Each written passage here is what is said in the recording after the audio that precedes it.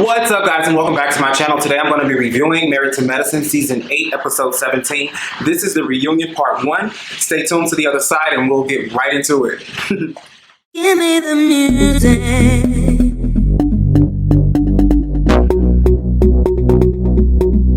Give me the music. And you know what? That was just the beginning.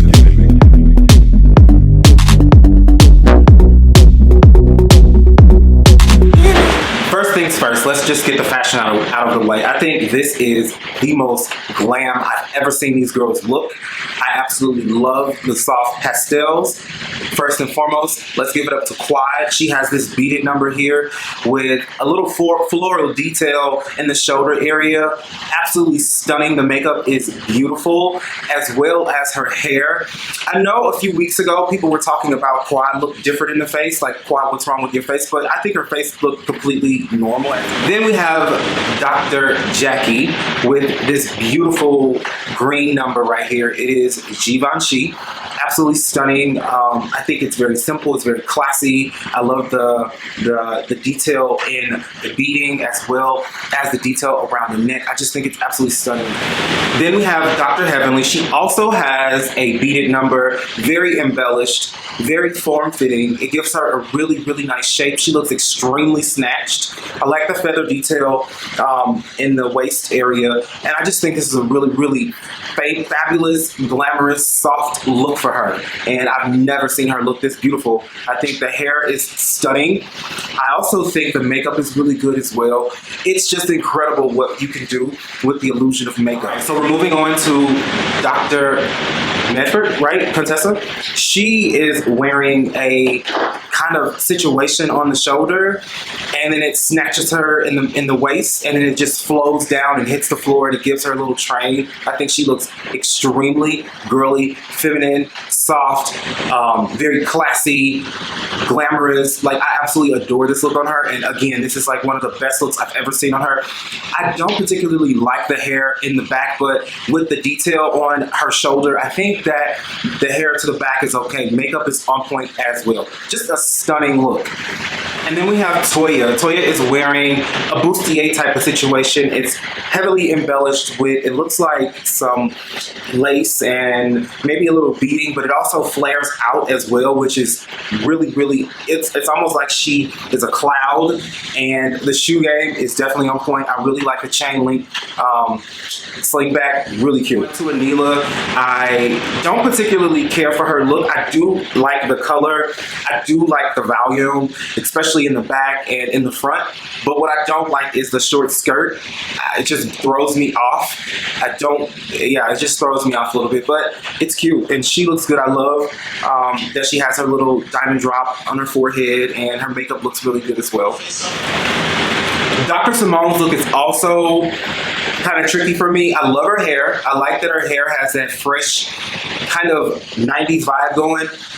But I also think that her outfit is giving me like a 90s prom kind of vibe. I don't like it too much, but she looks really good. I mean, even though I don't like the outfit. So first things first is Anila and her inability to pay on time, and her relationship, or I should say tumultuous relationship with Toyah. So a few episodes back, I guess in the beginning, right? Toyah loaned her makeup artist out to Anila. Anila apparently did not pay that guy on time.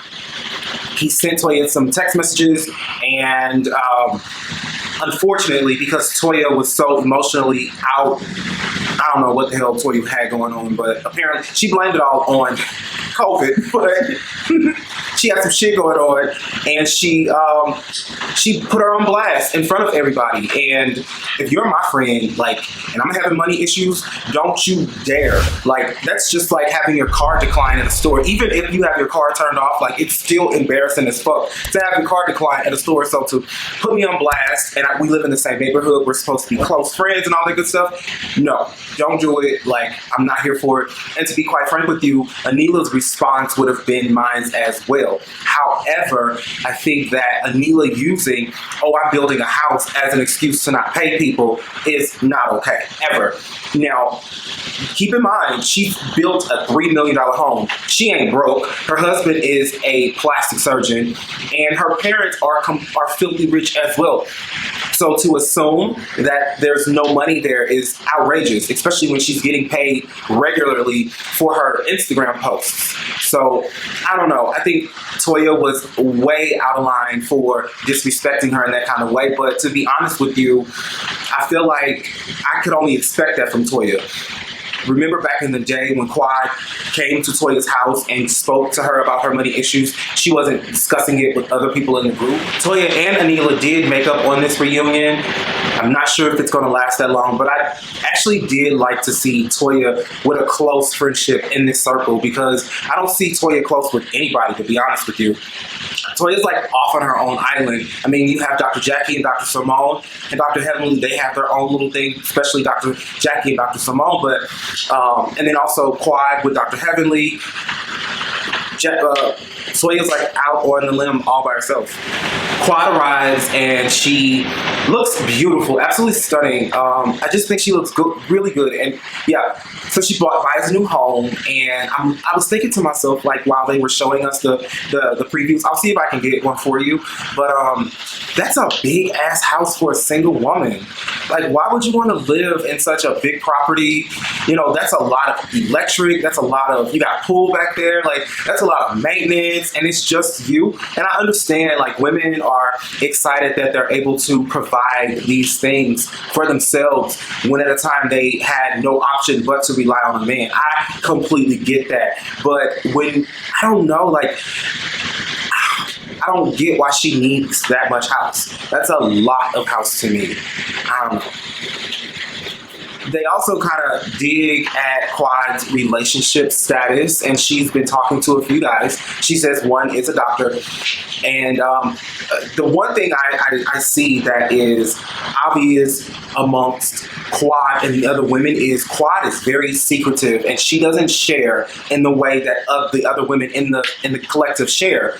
Quad holds back a lot of information, and to be honest, like, I'd be like, girl, just answer the question.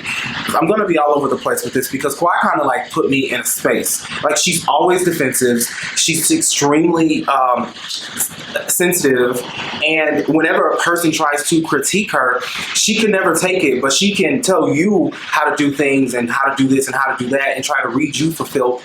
But when another person approaches her with issues, each time she shoots them down, and you know, she acknowledges that she knows she's not perfect, because that's what people who think they're perfect say all the time. Like, girl, sometimes you just gotta shut up and let people get. She got the facial expressions.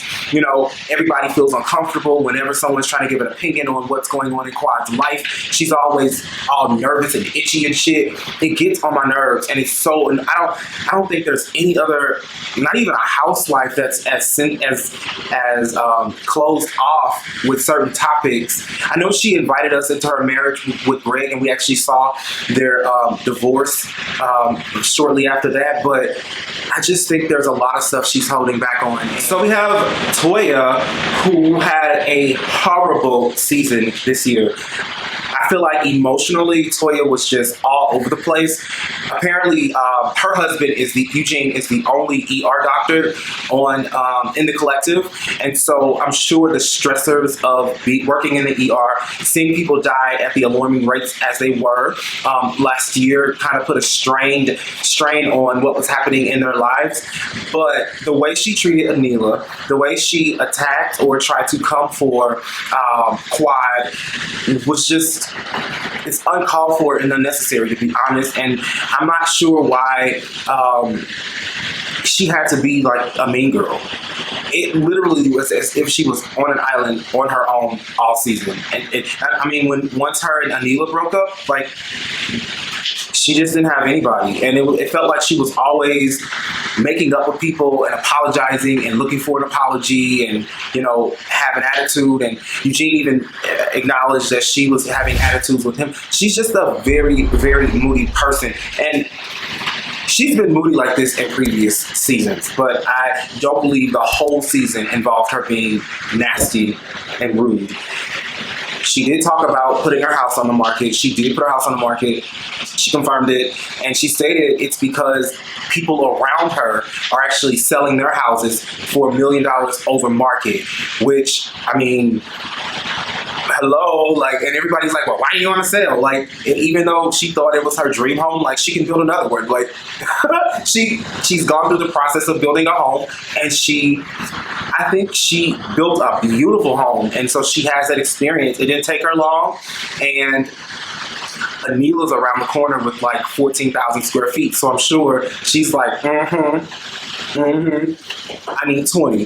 So I don't know, and maybe I need a four-story closet or something. I don't know, but I know that Toyah is one of those people in this group that actually says she's going to do something, and she executes every time. Her and Eugene dug themselves out of the tax issues. Her and Eugene have bounced from house to house throughout their time on the show. However, each home was super nice, and besides the tax issues, we've never heard of any other financial issues that they're having. So, hook or no hook? Drop in the comment section and let me know. I could go for either or. I like Dr. Simone said, straight and hard, but I mean,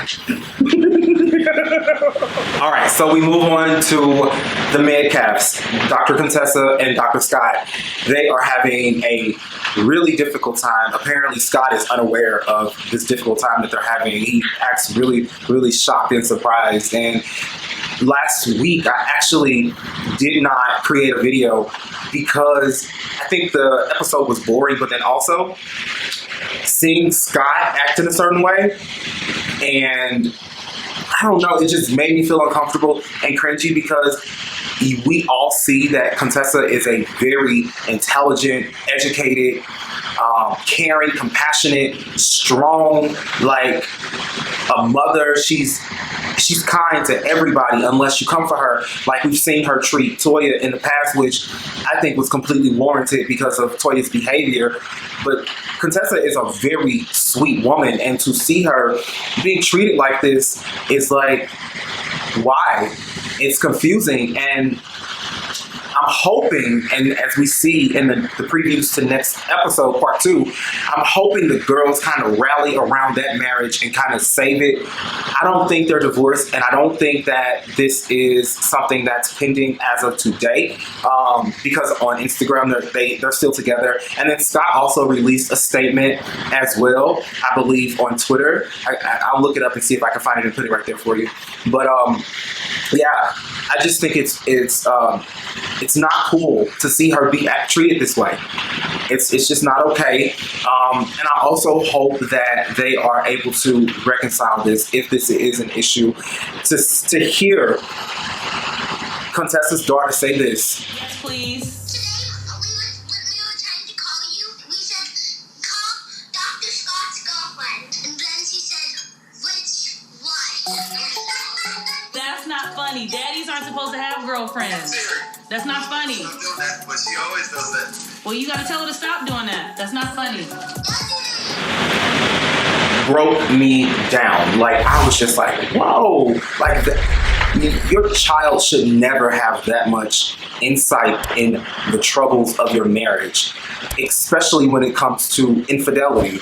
That's just totally inappropriate and not okay. When I initially heard her say that, I actually laughed because I had never, I mean, that was a first for me.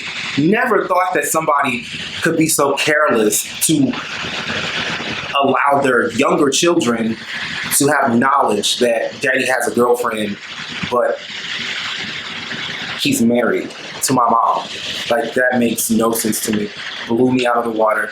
I think this part 1 of the reunion was pretty insightful. It kind of gave me a bad taste in my mouth as far as Quad is concerned. I just feel like she's always vengeful and she holds grudges and she's very combative when anybody gives her any kind of anything. It's always, you know, how she plays victim. She falls into that role so easily, and it just irritates me. And I'm actually shocked that she hasn't cried yet. That's I don't know. But hopefully she comes back next season with a man, a doctor in particular. I know the other girls feel some type of way because she doesn't have any connection to the show at this point. She's just been, kind of like cast out in a way, which is why she was only on for like a quarter of the show. Thank you guys so much for watching. Make sure you like and subscribe down below, and I will talk to you next time. Bye. All day long. And you know what? That was just the beginning. I heard so much things. I heard so much great music growing up. And at the end of the day,